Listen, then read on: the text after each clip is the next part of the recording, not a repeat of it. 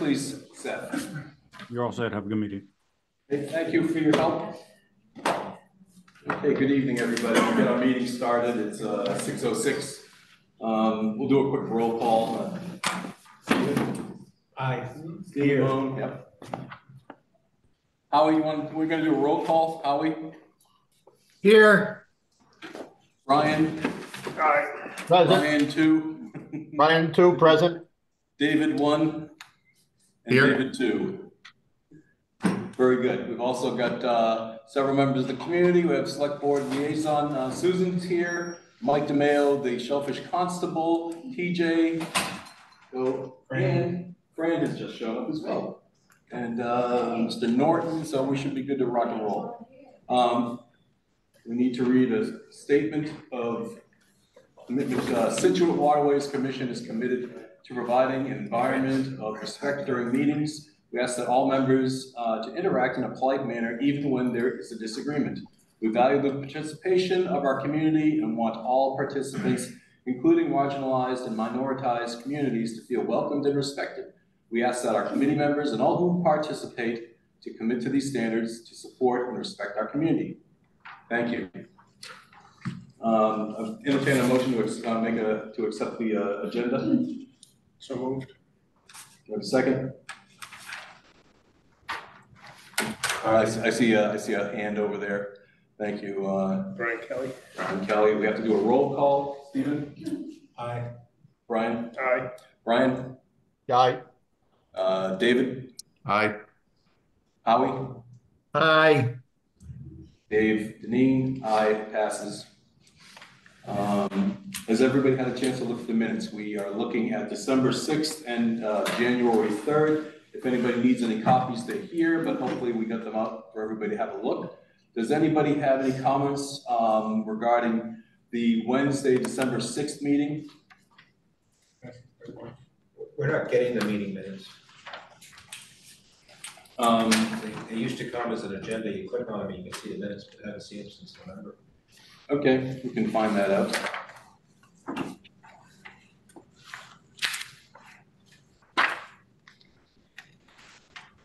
Dave, can you hear me, Dave? If you, on the town website, you can subscribe to different commissions' emails, and the minutes will be sent to you via email when they're posted if you do that, if you're not a member. Okay, thank you. They were coming, so I'll go ahead and re-opt it. Okay, we've been getting them out to the board, so sorry about that, Brad. But awesome. Alicia, thank you. Any other comments or suggestions regarding December 6th minutes? Hearing none, I'll take a vote. First of all, can I get a motion to approve the December 6th meeting minutes? So moved. Second. Motion by Howie, second by Brian Cronin. Any discussion? We'll do a roll call vote. Stephen? Aye. Brian? Aye. Brian Kelly? Aye. David? David Sinkowski? Aye. Thank Sorry. you. It's okay. Howie? Aye. Dave Deneen says aye. It's approved. January 3rd meeting, 2024. Anybody have any comments, suggestions? Hearing none, I'll entertain a motion to accept the meeting minutes from January 3rd, 2024. So moved. Moved by Brian Cronin. Second. Second by Howie. With that, anybody have any comments, suggestions? Hearing none, we'll take a motion. We'll go for a vote. Aye. Brian? Brian, 2. Aye. David? Aye. Seth? I'm sorry, Howie. Aye. And Dave says yes, so those pass. Correspondence, there are only 2 items. There's a planning board meeting tomorrow night, February 8th, 6:30. They're at the select board hearing room at 6:30. Economic Development Committee is also meeting via hybrid again tomorrow on the 8th, 4 o'clock in the afternoon. They are posted on the Scituate Town website. I'd like to go into a little bit of a change in order and call up our shellfish constable. Mike DeMay wants to talk a little bit. You're up. Thanks. Good evening, everyone on you.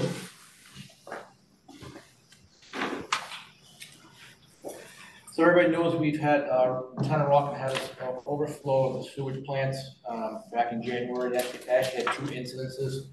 The last one was filed on January 29th, which is at the file to the DEP, which is sanitary sewer overflow bypass notification form, in which DEP has to approve.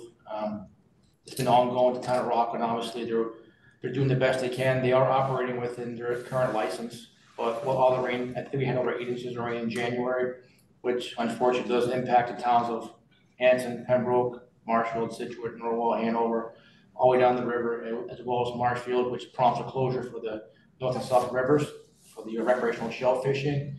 DMF has tested the Rockland plant, waiting on those results. As early as yesterday, we did go out with marine fisheries. We dug 15 samples of quahogs from the North River, 15 samples of steamers from the North River, and 15 samples of steamers from the South River. Those will be tested today, tomorrow. So the hope is to have the rivers open for this Friday if all the tests come back good. They're looking at the steps to establish the new standards of the MSC, which is the male-specific camouflage, as well as the fecal counts from the plant, and how far it doesn't get downstream with the dilution from French's Creek, which is in Rockland, all the way down to the outer reaches of the North and South rivers. There was some discussion about the South River. How come the South River was closed when both rivers were outflowing at the same time? Both rivers were inflowing at the same time with the tide. And the answer was that everything discharges out of the river, but then it settles and comes back into MB4, which is the area off of Humrock Beach. However, there are areas in the South River that are outside the 1001 dilution standard from the Scituate treatment plant. So I have a hard time believing that we're being impacted in the South River from 15 miles upriver. So that prompted a discussion with Marine Fisheries, very responsive, that we're going to start testing from the C Street Bridge up into area MB6, which is the current closure of the South River. So it's an area in the South River where you can walk off of Central Ave and walk out to the flats where the closure line is. We're hoping to extend that line a little further south so we can add that whole area, which is pretty prominent with shellfish in there. And that will be an ideal area this year for the shellfish relay, planning for 100 bushels of quahogs in that area. I'm just trying to keep people from going out in canoes and kayaks and paddle boards in the off season and give them areas where they can walk to. So that's an ideal area. There hasn't been any issue with the neighbors, the cars parking there and things like that. We have the placard system in place for the cars. It's provided a good area for both Marshfield and Scituate to recreate shellfish in that area. Other than that, that's where we're at. Hopefully everything passes Friday. If not, we'll do another round of testing. As you know, yesterday was pretty challenging with the weather, but that's what we do, go out there and grab the quahogs and steamers to sample. So hopefully everything comes back good for Friday. And the weather looks ideal Friday as well, so hopefully we can get some people back on the flats. If that happens, I'll send out a broadcast notification via email to all the permit holders, as well as our social media platforms as well. Where's testing done, Mike? Just out of curiosity. It's done in a lab in Newburyport. Yeah. So, and actually, too, we had a shift with our local biologists. They come out of the North Shore now. They picked up all of our areas: Cohasset, Scituate, Marshfield, Duxbury, Plymouth. I know all those results, and they're managed by the biologists out of the North Shore. So they come up in the area. Scituate Police have been really good with testing Briggs Harbor, which is in North Scituate, Cohasset borderline. So that's been tested quite a bit as well. So everything's going well, and hopefully things come back good on Friday. So just to understand, you're the shellfish constable for Scituate and for Marshfield. Yes. Does that also include up by the Cohasset area as well? Okay. Anybody have any questions for Mike? When are you planning on planting later this year? It'll be June or July. Last year we did 160 bushels of quahogs from the Taunton River. They come contaminated. They technically purge within 30 days, but the rivers are closed in June all the way to November 1st. Anyway, so they have additional time to purge. They come at a cheaper price, obviously, but the whole rivers are closed down all summer anyway, so they sit for 4 or 5 months, and we test the meat before we open November 1st. You know, the other interesting thing, they had the same problem after we had heavy rains back in the fall. Is that just are they having trouble managing their stormwater in Rockland, or? Yeah, it just goes over their capacity. They have a capacity of 2.5 million gallons a day, and they're up access over 4 to 5 million gallons per day. So it's not like it's all raw sewage. It's partially treated, some UV tested, things like that. So it's not like it's just dumping raw sewage into the river purposely. It's just the plant just can't maintain it. Cohasset had a problem as well of some 400,000 gallons back in January as well. That was pretty much UV treated, and that prompted the zero closure for Briggs Harbor area, which, you know, there's 3 commercial aquaculture sites up there, so. But, you know, it happens, but probably a little more frequent than we wanted to happen, but. Sometimes you get just Yeah. deluge of rain. It's hard for those. I will say Ring Fishy has been pretty good about it. A little more response additional last year. Last year we lost 42 shellfishing days. And that was on the heels of us just opening last year for the first time in, you know, 2.5 year fight with the closure area. So it's been a lot of efforts, grassroots efforts by some in the room, and others probably on the Zoom as well. But it's not just me behind the scenes. It's a lot of people in emails, state delegation as well, making calls, you know, kind of following the process. Does anybody have any questions for Mike? Brian Kelly. So Mike, thank you very much for coming. I don't ever really have a question regarding your excellent presentation, but if you could take your shellfish hat off and put your harbor master hat on from the Marshfield side, can you give us an update on the South River Dredge project from the Marshfield perspective? Yep. So for Marshfield situation, I do live in Scituate, so, you know, my heart is here as well. I do work in Marshfield, but Marshfield's pretty good to me too. But so myself and Steve, we submitted a grant for $400,000 to the Seaport Economic Council to dredge the South River. Unfortunately, it was denied. The reason being they felt that we just dredged the rivers in 2018-19, and that the cost was too much money. So that grant would be dusted off again and resubmitted in May with a little more highlighted information of the importance of getting into the South River, because we were out there yesterday, and I will tell you that it's going to prompt a notice to mariners for the Coast Guard that there was 3.5 feet of water at low tide going into the South River, and we were in a 23-foot skiff. So it hasn't gotten any better out there. It's only gotten worse, which is a huge hazard to navigation for anyone using the South River. Unfortunately, the permitting now with the Army Corps General permit process, the new permit, it'll take 18 months to two years to get those permits in hand. We are fortunate that we're able to leverage the state grant dredge program like last time. So that's a pretty supportive program. But the Seaport Economic Council, this last go around last week or 2 weeks ago, was only $2.3 million, I think, when back in last July it was like $8 million. So that's getting highly competitive. Lucky for Steve, he was able to get some money out of him for the harbor master building, but it is getting highly competitive. Marshall Scituate have done very well in years past with both those grant programs. But I think people are kind of figuring it out, and they're sharing the wealth a little bit, which is good. But we just got to sharpen our pencil and just document a little more and just be a little more articulate about how we file grants and, you know, earmarking those matches, which is another thing that you need to have a match in hand, which we both had for this grant. There's a lot of grants that were not approved based on not having the match in hand. You have to have skin in the game if you're asking for grants. So I would urge anyone on Zoom in the town that you need to have that match in hand before you even go looking for grants. It just gives you the one leg up for those processes. So Mike, when you said 400,000, that's Marshfield side. Would that be a total project of 1.6 million if I have my math right? No, it was like 400 for the 80%. I think it was 400 total, and 42 for Marshfield, 42 for Scituate, all in for permitting and construction documents of 400,000. And that's what it costs. That's what it costs for permits. Just on the permitting side. So, and again, to do the major project, we're still looking at 2 years out, so probably FY 26-7. Yeah, but there's other ways to go around it if you want me to get into that as well. Dave? Let's hear a little bit more, please. Okay. So you can ask for an emergency dredge plan through DEP. The problem is you may get a 30-day notification or 30-day window to do the emergency dredging, but unfortunately, you need to have the money to pay for it. So, and that's where both harbor masters would articulate the issues there and the problems there that exist, which there are problems, been highly documented through NOAA surveys years ago. If you go in the river with a GPS chart plotter and you follow that at nighttime, you'll be high and dry. So obviously local knowledge is key down there. Even the chart plotters are off that area because all the shoaling that happens. And it's changed as of yesterday. It looks a lot different than it did last year, just by looking at it. So the towns could potentially go to DEP and the regulatory folks and get a 30-day emergency dredge window. But the problem is we have to have a contractor to do it and you need the funds to do it, which we both don't have. So unfortunately, all we can do is document and educate people through the hazard navigation through the Notes to Mariners program for the Coast Guard.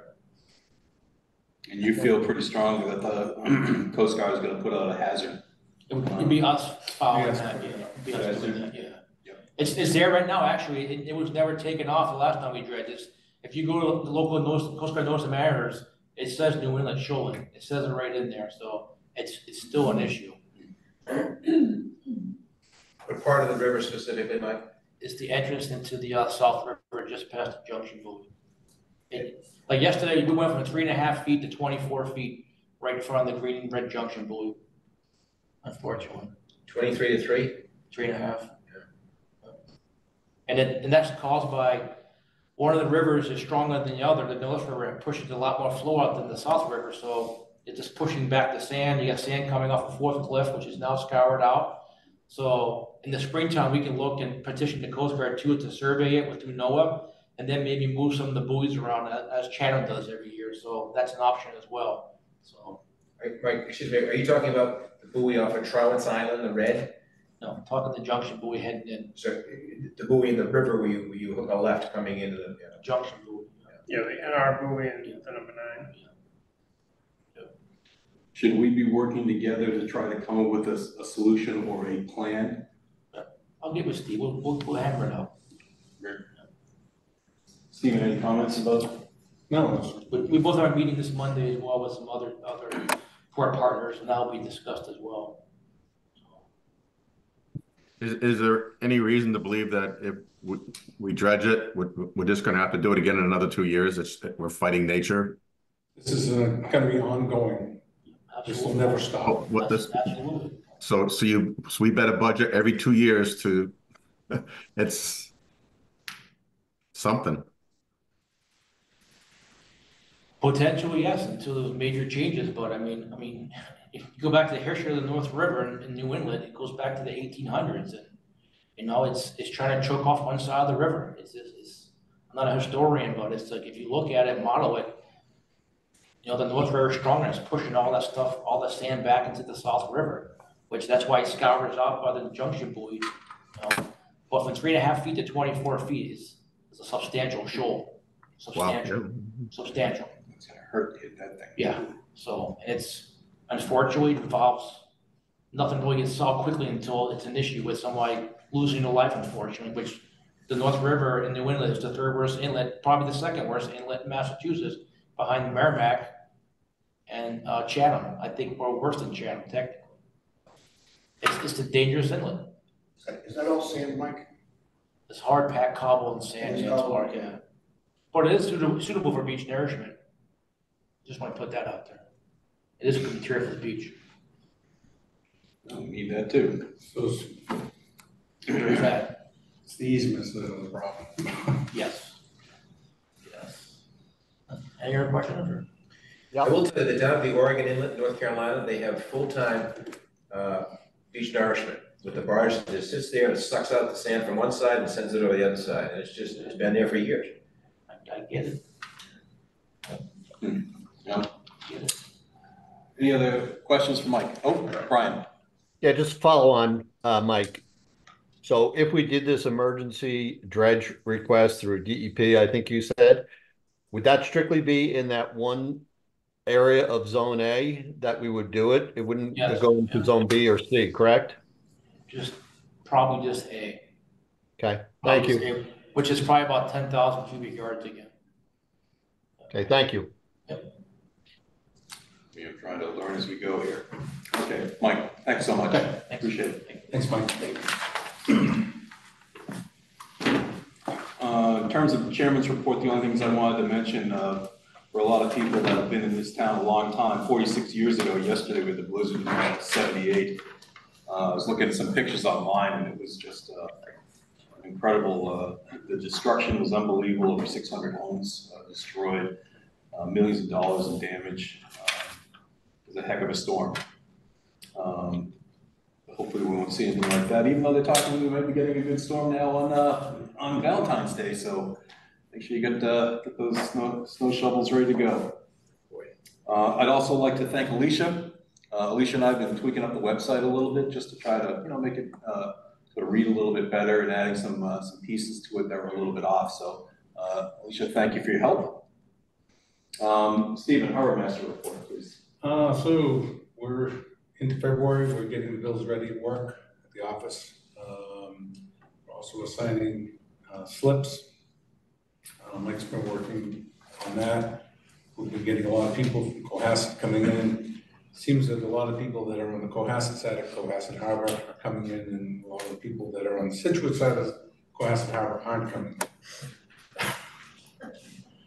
But we are working on it, and we're trying to get the word out and get them marked up on our charts so that we know where they're at, so that we can get them invoiced and ensure that they don't lose their mooring. Also, we're opening Cohasset waitlist for anybody that's not on Cohasset's list as of today until February 16th. February 16th, it'll open up to the general public and anybody can go and get on that list. The Scituate side. Obviously, everybody would stay on the Cohasset list that's already on there. So people need to reapply if they're on the Cohasset list. If they want to, they don't have to, but I would advise it because even if it's a 50-50 split, if you stay just on the Cohasset list, you're cutting your chances by 50%. Do you have a fairly accurate number of moorings? No, we do not. Okay. We do not. I'm curious how to figure that out. We'll go out there with GPSs once they're up. Yep. That's the plan. Any questions on that issue? Gentlemen, okay. Hearing none, what else? What else you got? So, the Woods Hole Group, they've been working. The material is down at the lab, being reviewed. They came back with a couple of cost estimate questions that we had. There was a question regarding going to the Mass Bay disposal site versus Cape Cod Bay disposal site. And they based this on the original dredge volume of 26,000 cubic yards. And we realized it's less, but that's what they based it on. They determined it would cost $40,000 more to dispose of the material at Cape Cod Bay disposal site opposed to Mass Bay disposal site. They also know that additional tier 3 testing will be required for Mass Bay disposal site, and depending on that testing would cost about $120,000 more if that's required. I don't think we need it if we went to Cape Cod Bay disposal site, but we may. So we're looking just to see where we're at before we settle in on what site to go to. How many tiers are there for that testing? 3. Okay. And I would assume that Tier 3 is the most expensive. Probably the most Yes, that's when they do chemical and biological. They actually will take material and they put animals down in the material and they watch them for days and see if any die. And if they don't die, then it's good. If they do die, then we got problems. Okay.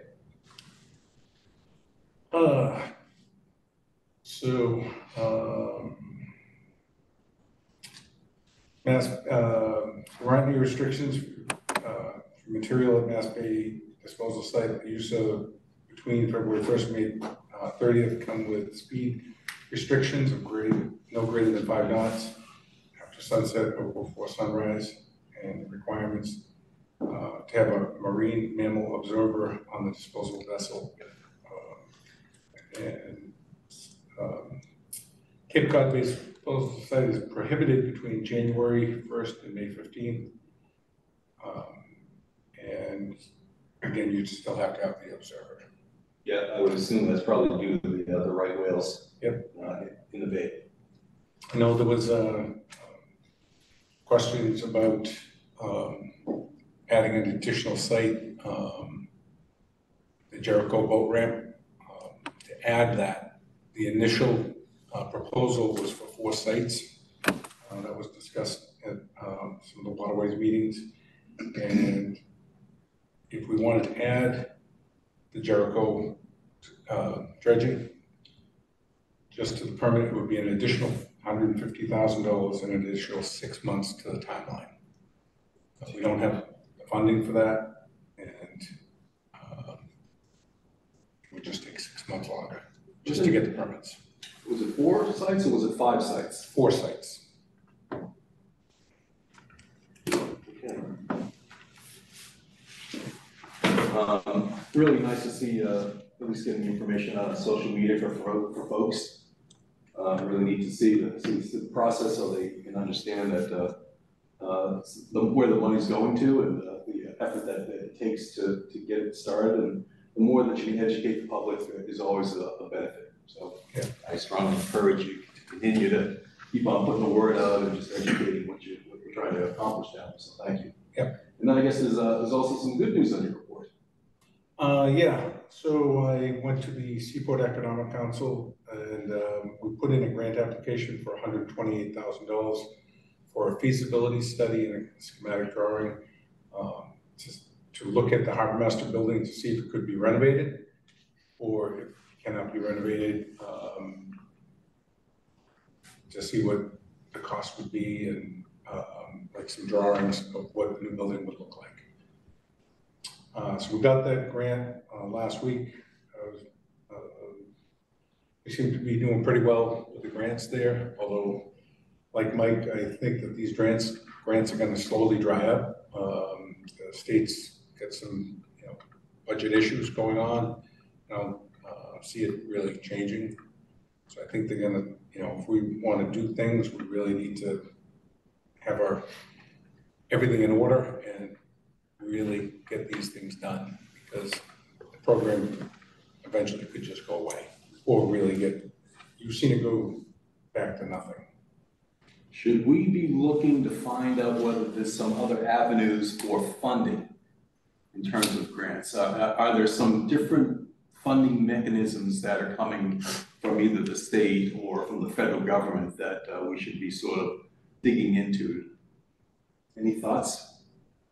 Grants for everything. There are, that's my point. I go to grants.com in my business. You got to find them, and then you have to be able to fit Can't it. give you every secret. Let me help you guys out. Wait a second, you just told us that you live in this town. You're this town. I help. The Seaport's not dead, but yep. I wouldn't advise if we have any interest in any of the projects to drag our feet.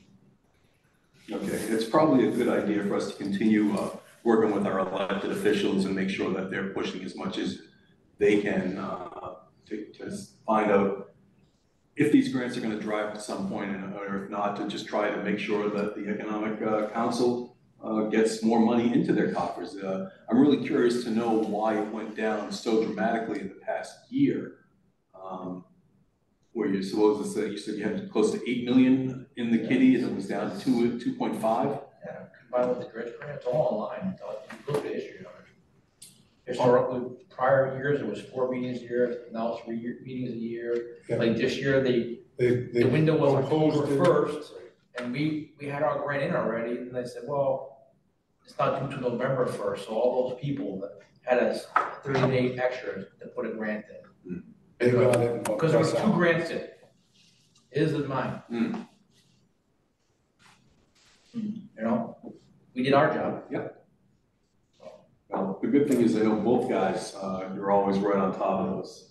So we'll have to make sure we keep up, and especially when we see our state legislators around us, keep kicking them in the shin too.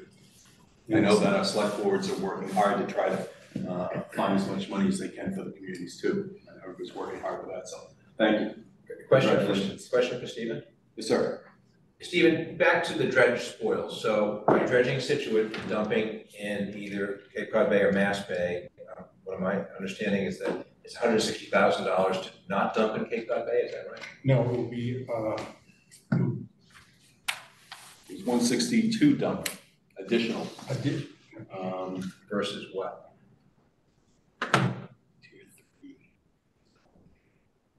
just want to be right. So it would, during construction, we went to Cape Cod Bay over Mass Bay. It cost an additional $40,000 because it's twice the distance to get the barge there. To Mass Bay? To Mass Bay. Cape Cod Bay is further away than Mass Bay. Okay, so 40 grand to. 40 grand to get the material there and dump it, additional. But it's it could be $120,000 more if tier 3 testing is required, which is, would possibly be required at Mass Bay disposal site. Nice, wow. And not necessarily required at the Cape Cod Bay disposal site because of, I guess, jurisdictions. Yeah. One's under DEP, one's under the Army Corps. So Army Corps is federal, the Mass Bay site is federal, which requires biological testing, which costs well over $100,000. The Wellfleet site, which is Cape Cod Bay, is all state waters, which falls under DEP 401 water quality cert. But you run the risk of going to Cape Cod Bay, the well show up early, they can shut the whole thing down. Yeah. You gotta dump them somewhere, right? Gotta go somewhere. All right, thank you. Not get easier. No, they don't make it any easier. They've also just taken the Mass Bay site out of put that in a four-wheel program too, because they closed that wedge today. That's why we have to have an observer during those months Yes. on board, which also costs. 700 a day, right? Something like that. It's more than half of it. Yeah, It's probably more. it's twice that. Wow. I'll just say publicly, Marshall just did a town dredging project in concert with our Army Corps project. We dredged 10,000 cubic yards on the town side, and it cost us $1.1 million for 10,000 cubic yards to go to Cape Cod Bay.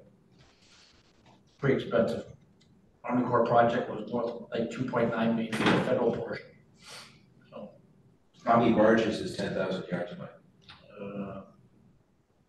20, all depends what they put in it, you know, all depends. Density of the material. And the thing is, there's only a handful of contractors that can do the work, and it gets into the work and the permits where you have to have your permits line up for the dredging season, because these guys are bidding jobs that permits are already in hand. They're not waiting for the towns and cities to get permits for dredging when they're losing other jobs to bid on. They're to take the first couple of jobs that have permits in hand. So then if that happens, then you're on another year. And then your permits start expiring. And then you look South at your River. DEP permits expiring because they don't last as long as the Army Corps comprehensive permits. And then you have water quality certification. The whole process starts all over again. It's a good job for somebody. Yeah, full time. Get a big barge. Anything else?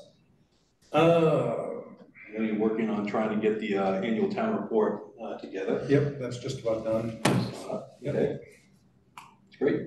I was just doing a couple of little things to it today, so. Nice. And having someone help me edit it to make sure the spelling is correct. Because you can't edit your own document. Yeah. Does anybody else have any questions for Stephen? Different topics? Just two quickly, just on the slips, just two quick questions. What was the turnover this year for slips? About 7. Okay. That's that about average, I guess. And I forgot how we left this. Are we still going to hold back slips pending some legal outcome? Just the one.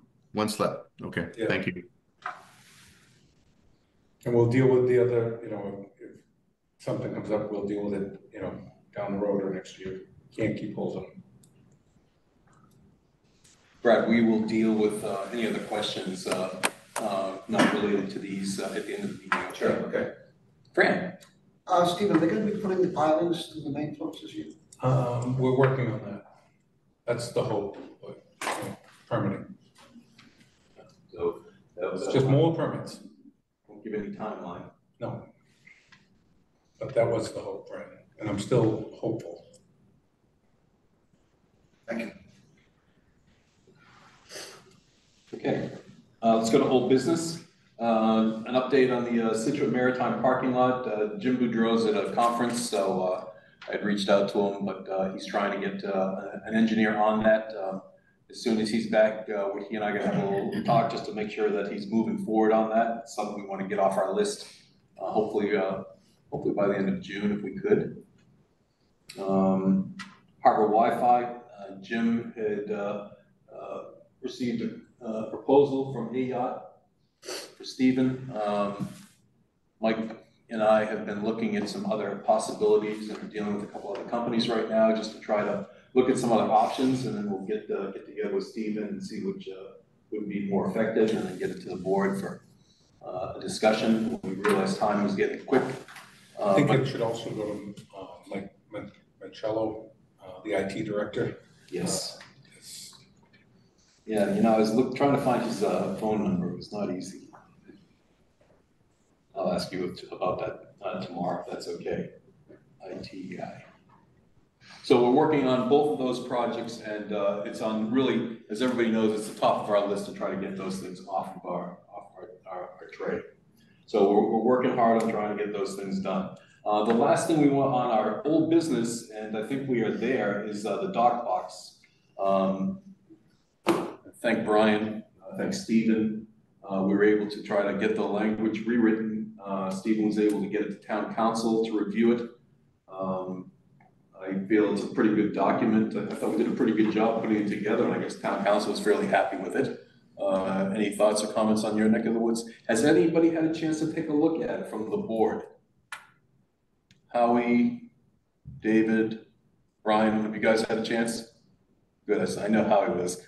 It looks like it's a pretty good document. Also, and thanks to David Zukowski too, who was running the ADA portion and had conversations with the local guys and the state guy. We got a sign off on it too. So from an ADA compliance issue, we're good to go there as well. Stephen, any other thoughts about it? No, I saw a lot of the stuff that the select board and the town administrator had issues with that was taken out was put back in. Yeah, and we tried, and what it was, town council. And we were trying to be very. At least put it in. I just want you to, so everybody understands. And we were, as you know, Susan, we were very cognizant of trying to, you know, reduce his level of support of it, but you know, he is the guy, and town council says he's the guy. I'm sort of satisfied with everything. Do we need to take a vote to approve this to get it back to the select board? I think it just kind of goes back. You know, you'd have to do an executive action to get it back in front of them to approve it. Right, so I'm satisfied, and I think the board is to be able to get it back up to the select board, to have them once again go through and make sure that it's satisfied, and then get that, have them basically vote on it, and then we can move forward and get that out. Yeah, because it was just, you had basically, you know, the nuts and bolts of everything, and just went to town council for them to, you know, polish it up. Yep. So I would like to say that I'd like to be able to get on, if we could, get us back on the agenda for the select board and have them review it one more time, and then we can move forward on that piece. And thank you for your help too. And thank you for David. David was great with the ADA compliance issues, making sure that we were able to provide them with the information that was needed. Anybody have any more questions on the dock boxes? Very good. Liaison reports. Howie, anything up, Shark, from Pier 44? You skipped thingy. I did? The bottom line is that the engineers continue with their job and permitting. And the plan is to submit a request for funding at the fall town meeting. Yep. Yep, they're moving forward. Thank you, Howie. We'll come back to dinghy reports in a minute. I'm sorry, I'm looking at my old agenda, and everybody knows that it's updated. I don't have the updated version. I did it. Sorry about that. Howie, Economic Development Commission. Nothing specifically there. They're working on projects, and I was unable to make contact at the last meeting. Sorry. Yep, and it's nice. All of their meetings are online, so you can actually get on and watch the meetings. They're on YouTube, so you can go back and read and watch them. That's I did that for their last meeting. Very interesting. Seth, if you're here, one of the things that's going on, Mike Gibbons is away on business. However, Cole Parkway Redevelopment Committee and the Cole Parkway Resiliency Project is moving forward. Thank you, sir. This week they are down, the engineers are down on Cole Parkway, and they're doing some core sampling of 11 sites around. You can see them in red around there. And they start all the way up over by Maria's. They work all the way down along the coast over there, next to the Harbor Master, over in front of Nona's. They're right in front of our office today. Okay. They were by the bandstand earlier today. Yep. So there's 11 of those. They'll have those finished up this week. They'll send them out. So they're moving forward and really trying to not only just figure out how they're going to manage future storms, but also find ways to make that make the area more effective in terms of how they are able to park cars, and they're looking at a lot of different options with this plan. So they've got a really good group there that's putting it together. So hopefully we'll continue to be a part of it and watch how it goes, and get updates from that group. And Mike, like I said, Mike's watching that. We've already talked pretty much about the Shellfish Advisory. Playing the role of Susan was Mike DeMayo. So thanks again, Mike. The other big thing here is, and I'm sorry that I missed this, dinghy fees. David, do you want to lead this discussion? Yes, absolutely. Is it okay to share a screen? I don't know if you can see this. Dave, you should be able to share a screen. Go right Have ahead. you guys, well, I know you've probably seen this because you helped him with this. Was it dinghy fees or was it the process? I think it was a little bit of both. Okay. I've got some extra copies if anybody would like to go look at this as well. Are you able to see the screen I'm sharing, I hope? No, Not yet. All right, okay, let's try that again.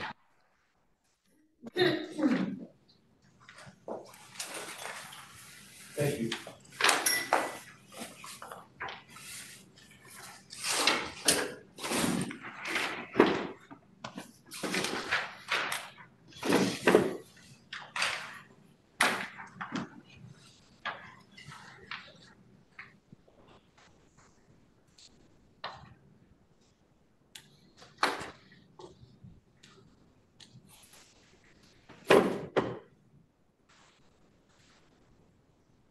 Yeah, we can see your screen now. Well, I hope it opens. That's what I'm trying to do. So can you see it now? I hope. You see the dinghy program list? No, we see your document file. Then I don't know how to do this. I apologize. So, Dave, if you want to send it to me, or you could, Dave, open it up on your, open the document up on your computer. it is. Okay, good. Now go to share screen again. I think he's got two screens. Okay, you see share screen, right? Before you share, do you see the document within there? As one of the options to share. So you could share your desktop. You also may have something on there. When you push that green button that said share screen, what comes up? Nothing good, apparently. So share screen. You see options in front of you? There you go. There you go. There you go. Winner. I thought I was gonna have to call a teenager to help me. So just quickly, let me go through this since it took 4 minutes to open it up. I had a couple of meetings with Mike Bierce and second one with Steve Moan also. So just a quick history of the dinghies are defined as a 12-foot maximum. Residents pay $250. The non-residents pay $300. Cole Parkway has 27 spots, which 10 were not sold. Maritime has 40, which 12 were not sold. So approximately 22 spots were not sold. There's also, just to the right of them, an area for flat bottom boats, 7 slips there. These are typically 13 to 14 foot Carolina skiffs. They pay just $500. And just as a reference point, that same 14-foot boat at the at the Herring River Marina would be over $2,200. So the problem statement is quickly that it has an antiquated waiting process. A lot of the phone numbers on there are 545 phone numbers, and they're not even phone numbers anymore. It's manual, and it's resulting in a lot of these not being rented or out. So the recommendation in the short term is the next 30 days is a social media blast telling the public that these spots have been unsold. So therefore, Scituate will be moving to the ending the dinghy waiting list March 1st, and give anyone a chance to come in and claim a spot if they were on that list. The feeling is no one's going to come in. On May 1st, another social media pushing the unsold spots, trying to sell them this year, and ultimately moving this process to an online process on August 1st with the rest of the slips. So you would just come in online and you would bid for your dinghy spot. That way you're taking off the desk of the harbor master's employees. And then longer term, that is calendar year 25 boating season, would be to move the dinghy fees to a flat $500 fee and move the flat bottom boats from $500 to $1,000. And I'm sure that will create some discussion here, but those are the recommendations. What I wrote down is exactly what came from Steve and from Mike Bierce, and I happen to agree with them. So I'll open it up to any questions. Are there any questions regarding the dinghies? I've got one. Yes, sir. Dave, good report. Brad here. What's the definition of a dinghy and what's the definition of a flat bottom boat? So a dinghy is, as I was mentioning, is a 12-foot maximum. There isn't actually anything doing with the bottom of the boat. They refer to the 14-footers as flat bottoms just because they're all flat bottom boats. But it doesn't necessarily have to be a flat bottom boat in that area that allows for a 13 to 14-foot boat. So a dinghy's less than 12 feet or less. Less than 12 feet could be a V boat or a flat boat, right? Correct. And for the flat bottom boats, they could actually be a chine boat. They could have a deep V, right? They could be, as long as they're not more than 14-foot max. Okay, got it. Thank you. Did I see Brian's hand up? Yes, you did. Go ahead, sir. Thanks for working on this. Quick question: is there any difference between a recreation and a commercial dinghy / flat bottom boat in terms of pricing? I didn't see anything, and maybe Steve Moan could help me out. I don't believe so. No, there's no difference. Okay, thank you. Hello? Howie. Hello? Howie, go ahead, please. Yeah, why is there a need then to have a distinction about a flat bottom boat? Why can't it just be, take that out? Less than 12 feet is this, 13 and 14 is that, enough said. You could, and I'm just telling you, this is how the employees who deal with this every day and refer to it as flat bottom boats because they're all flat bottom boats. But you're right, it does not need to be in there, in my view. Steve, any thoughts? Yeah, I would eliminate. Makes no difference. Yeah. Yeah. And it's, I take it the flat bottom boat slips are just slips that can't have a boat longer than 14 feet in it. Yeah, there's no slip, there's no fingers, it's just, you pull it and tie out. Oh, okay. Yeah. It's just a larger dinghy slip. Yes. As far as the flat bottom boats, I think maybe that describes the only thing that's gonna fit over there in 2 inches of water. Yeah. Because when the tide goes out, it's mud. Yeah. So I mean, it's probably been just assumed that up to now, it's always been a flat bottom boat, otherwise it's not gonna work. Hello? Yes, sir, Howie. Sorry, we're still looking at Dave's program, so I Well, we can't don't see have- your hand. No, we don't have two sides of marinas. I mean, there are 14-foot boats, Boston Whalers at the Maritime Center. So I think we should try to make this a little more consistent and not have as many different classifications that we can avoid it. So I was told that the 14-foot boats are only in the town marina, not the Maritime Center. The Maritime Center has, I believe, slips. No, they tie up the same way. Along the seawall, it's right along the seawall, the dinghies tie up along the seawall.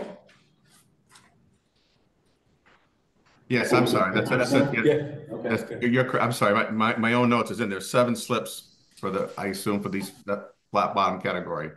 Yeah, 14 that could be category. correct. Right. That could be correct, yes.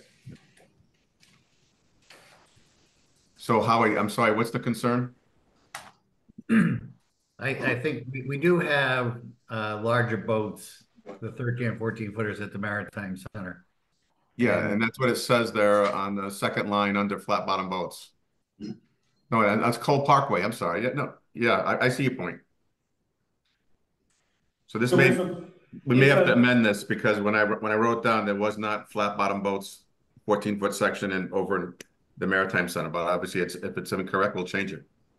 But somebody could have a 14-foot whaler in a slip. Well, 13-foot whaler, yeah.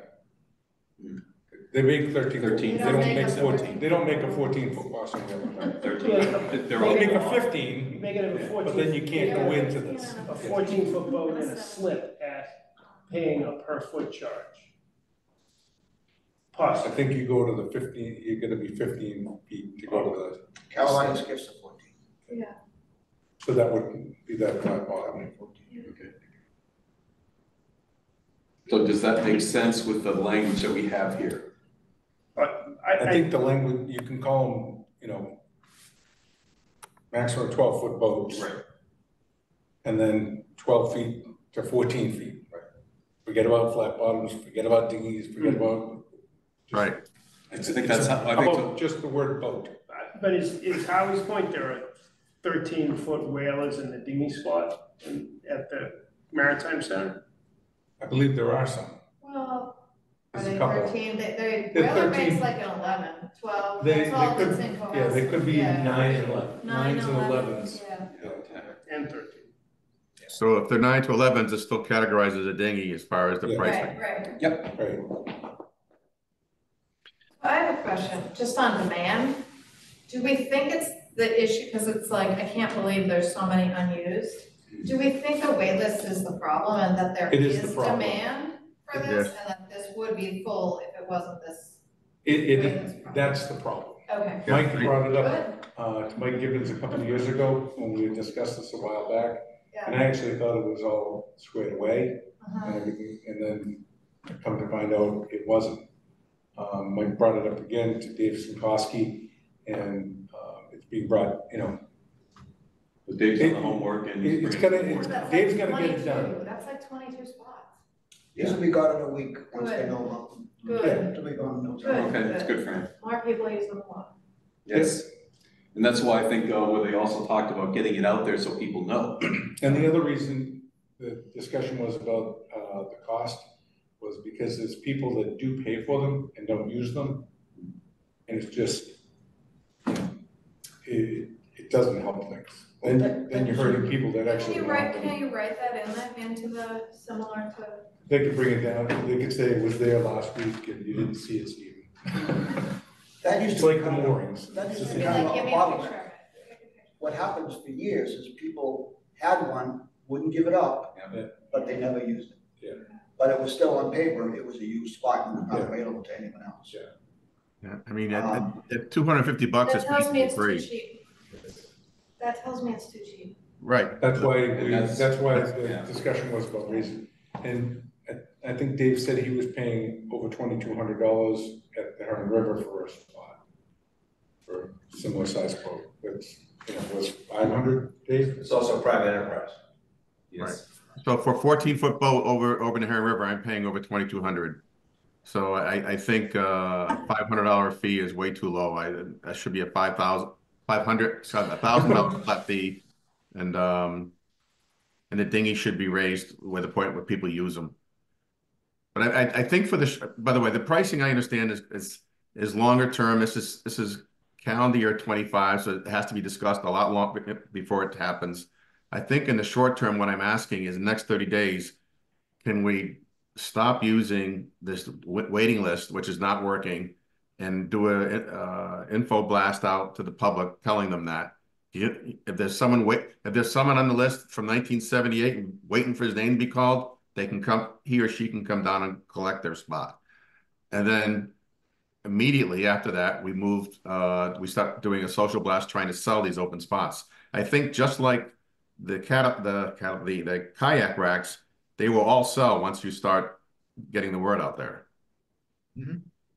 Yeah, were we a little short on the kayak racks last summer? Were we like one or two short that were not used? Is that correct, David? Yeah, I was told recently that the top racks were not sold. So that's 8. Oh, no. Number on the dock. 4. Yeah. Okay, so what I would recommend, David, is taking the information that we had and just modifying this dinghy program up a little bit more. We can vote on it next month and then get it to select board for them to approve it. It'll give us enough time before the season to get that working in new order. Does anybody have any more questions about what we're trying to accomplish here? If indeed we can't move to an immediate vote on the moving to terminate the waiting list, then fine, we'll wait to the next meeting. But I was hoping we could do it today. Okay, well, does anybody want to make a motion? I'll make the motion. Quick question, if I can. Yes. Yes, sir. So before we jump into that, in the conversation, I may have missed it, but circling back to Howie's point, if we have sub 14-foot boats and slips that are paying $120 a month, I mean a foot, and would they then qualify for this program? If so, can we add verbiage in here that this is just strictly for the dinghy dock? It's not for slips? Yeah, I don't want Brian, Stephen corrected me. You have to be a 15-footer to be in a slip. I missed that. Thank you. Yeah, sorry. Okay. So thank you, Brian, and Dave, go ahead and make your motion. I make the motion to immediately disband the dinghy dock waiting list. Second. We have a second from Howie. Any discussion? Hearing none, I'll take a roll call vote. Stephen? We got a yes there. Brian C? Aye. Howie? Yes. David? Yes. And Brian? Yes. And Dave Deneen, yes, that vote passes. Thank you. Thank you. Thank you for your help. Seth, Mike, thanks for Dave. getting that up there too. Seth, Mike Pierce will be thanks for saving me. Well, that's good. More people coming. Yes, it's always nice when Mike's happy.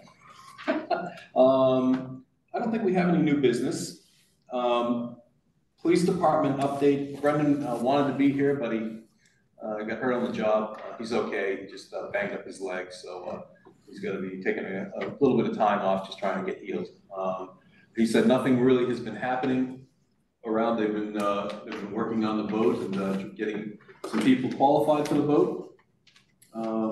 They did have a pretty interesting situation with him and Mike DeMeo, where there was a boat that sort of went into, I guess, the North River right after one of the storms. I think it was like a well craft or something, and they were a little concerned, and it turned out it was a gentleman from Canada who had bought the boat and was getting ready to, he was taking it down to the Bahamas.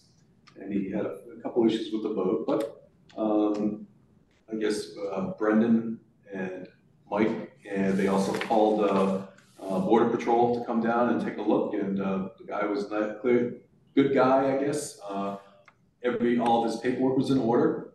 He had a little bit of a problem with the boat, so DeMayo mentioned a place over there in his harbor, so the guy, after the storms broke, went over there. I can also tell you that Road went out there a couple times to make sure he was okay. He was there for a couple days. But I don't know if he has left. I think he went to Taylor Marine. I don't know if he's left Marshfield yet, but his goal was to get down to the Bahamas. I was told he had like 18 gallons of water. He had enough food for 30 days on the boat. And, a little eccentric, but all was well. So that was pretty interesting. So hopefully we'll see Brendan next month. Brian Kelly, anything to talk about financially? Much to everyone's happiness, there is no report from the finance office. Brian's still getting over his hangover from December, and once again, that was a great report. Thank you. You're welcome. Brian Cronin, anything? How's the working group going? Good, good. We have a bunch of ideas. It's sort of, we need to, this is the revenue working group, and we need to kind of come to bring it all together and come up with some recommendations for recommendations to the waterways who can kind of decide what they want to act on. So we should have something in the next, I would say, month or two. Okay, great, thank you. Questions and answers. Brad? Question for Harvester Moan. Excuse me. Has there been any action or final determination on the Holtec million-gallon dump of the PCB water? Did they get no idea detained from doing that? Is that not going to happen? I don't know. They get an extension grant for the next 8 years to do nothing on it. I just read online, they're evaporating the water, which the PCBs will evaporate completely within 8 years. And where the PCBs still go to the water then, right? Well, everything sits in the tank out there except for the water that gets evaporated into the atmosphere we're breathing, you know, so they're kind of getting their way, unfortunately. It's not working well for the Commonwealth. You know, Brad, before you move a little forward, can you just give us a little background on that issue? Because sure. So the Pilgrim Power Plant was built in the 70s. Thank you. The deal was that when they would cap it in the year 2000, that they would take those hot rods. I'm not an engineer, but the hot glowing radioactive rods over the road to South Dakota to encapsulate them in cement. Then the country got smart about how dangerous that could be, and they said you can't move them over the road. So then Holtec, who purchased Pilgrim Power Plant, said, okay, we're gonna dump 1 million gallons of this PCB water into Cape Cod Bay. Hotels, tourists, lobstermen, fishermen, recreational scuba divers, anybody that recreates would be somehow nearby or touching or drinking or swimming in that PCB water. Yeah. So the town of Plymouth raised holy heck, as did others, and it's going back 3 or 4 years now, to stop them from dumping that dirty water. So I just read, and Freddie just confirmed, that they have an 8-year moratorium of some sort to not dump the water, but in the meantime, they're going to boil it so that the steam goes in the air so they get rid of the water, the PCBs are left in the tank.